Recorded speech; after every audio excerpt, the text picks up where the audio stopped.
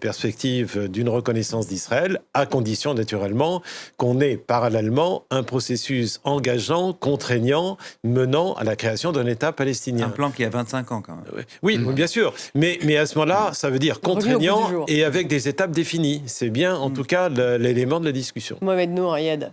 Donc en fait, là, il y aurait tout de même une sorte de peut-être de plan global auquel Al-Shara voudrait peut-être participer ou en tout cas mettre en avant. Il y a les plans d'Al-Shara et puis il y a les plans des Syriens. Encore une fois, le peuple syrien ou la nation syrienne, nous ne sommes les vassaux de personne, ni de Riyad, ni de Tel Aviv, ni de Washington.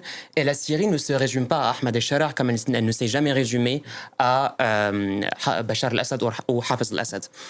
Il faut se rappeler que, au-delà de la question du fait qu'il faut cesser l'agression israélienne en Syrie, puisque il n'y a une agression que d'un seul côté, une occupation que d'un seul côté, nous sommes profondément ancrés également dans notre fraternité avec les Palestiniens, un peuple frère de la Syrie historique.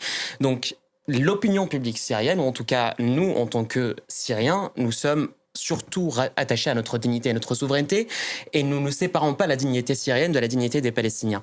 Donc aujourd'hui, il y a certes cet état de fait, ou en tout cas ce pragmatisme qui se met en place, mais il est encore une fois très déconnecté de la réalité syrienne. Et c'est ce que fait, en fait, c'est ce que font les autorités actuelles, ou en tout cas c'est ce que fait le jeu international, c'est qu'on cherche à médiatiser ou à mettre en avant une certaine opinion, un certain point de vue, en occultant la réalité du terrain syrien. Aujourd'hui, en Syrie, dans chaque manifestation et à chaque célébration, les drapeaux palestiniens sont présents par dizaines, voire par centaines, et nous sommes solidaires de Gaza. Comment attendre d'un peuple qui a vécu 14 ans de guerre, qui a vécu les mêmes atrocités, même si un peu moindres, parce que nous n'avons pas eu de génocide, que les Gazaouis, que nous venons à accepter, ne serait-ce que même, peu importe sous quelle forme, une normalisation avec un État génocidaire et un gouvernement criminel.